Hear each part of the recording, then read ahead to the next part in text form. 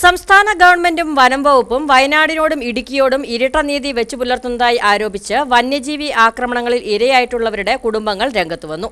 വയനാട്ടിൽ വന്യജീവി ആക്രമണങ്ങൾ ഉണ്ടാകുമ്പോൾ അടിയന്തര ഇടപെടൽ നടത്തുന്ന വനം വകുപ്പ് ഇടുക്കിയിൽ നിന്നും ജനങ്ങളെ കുടിയൊഴിപ്പിക്കുക എന്ന ലക്ഷ്യത്തോടെ യാതൊരുവിധ ഇടപെടലുകളും നടത്തുന്നില്ല. അരിക്കൊമ്പനെ പിടികൂടി മാറ്റിയപ്പോൾ പ്രഖ്യാപിച്ചിരുന്ന യാതൊരു പദ്ധതിയും ഇനിയും നടപ്പാക്കുവാൻ ഗവൺമെന്റ് തയ്യാറായിട്ടില്ല. ഇടുക്കിയിൽ വന്യമൃഗശല്യമുണ്ടാകുമ്പോൾ ഗവൺമെന്റ് മെല്ലെപ്പോക്ക് നയമാണ് സ്വീകരിക്കുന്നതെന്നാണ് നാട്ടുകാരുടെ ആരോപണം. വയനാട്ടിൽ സമാന സാഹചര്യങ്ങൾ ഉണ്ടാകുമ്പോൾ അതിവേഗ ഇടപെടലുകൾ നടത്തുന്നു. എന്നാൽ ഇടുക്കിയിൽ ആളുകളെ തുടർച്ചയായി കാട്ടാനെ ചവിട്ടിക്കൊന്നിട്ട് പോലും യാതൊരുവിധ സഹായവും എത്തിക്കുവാൻ വനംവകുപ്പ് തയ്യാറാകുന്നില്ല. ഇത് ഹൈറേഞ്ചിൽ നിന്നും ജനങ്ങളെ കുടിയൊഴിപ്പിക്കുന്നതിന്റെ ഭാഗമായിട്ടാണോ എന്ന് സംശയിക്കുന്നതായി നാട്ടുകാർ ആരോപിക്കുന്നു.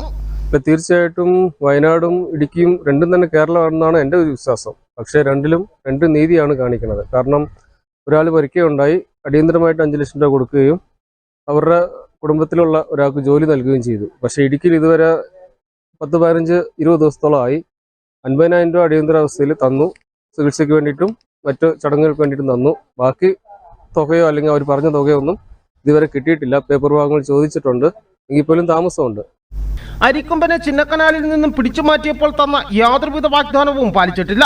ചക്കക്കൊമ്പൻ, മുറിവാലൻ തുടങ്ങിയ കാട്ടാനകൾക്ക് റേഡിയോ കോളർ ഘടിപ്പിക്കുമെന്ന പ്രഖ്യാപനം പോലും പാഴ്വാക്കായി.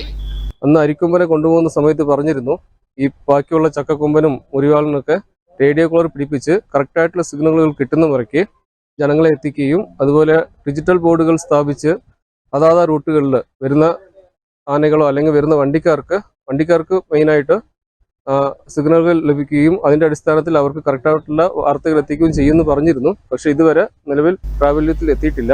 ഈ ആനകൾ ഇപ്പോഴും ചിന്നക്കനാൽ മേഖലയിൽ ഭീതി വളർത്തുന്ന കാഴ്ചയാണ്. വനം വകുപ്പ് അടിയന്തര ഇടപെടലുകൾ നടത്തിയില്ലെങ്കിൽ ശക്തമായ പ്രതിഷേധ പരിപാടികളുമായി രംഗത്ത് വരുവാനാണ് നാട്ടുകാരുടെ തീരുമാനം.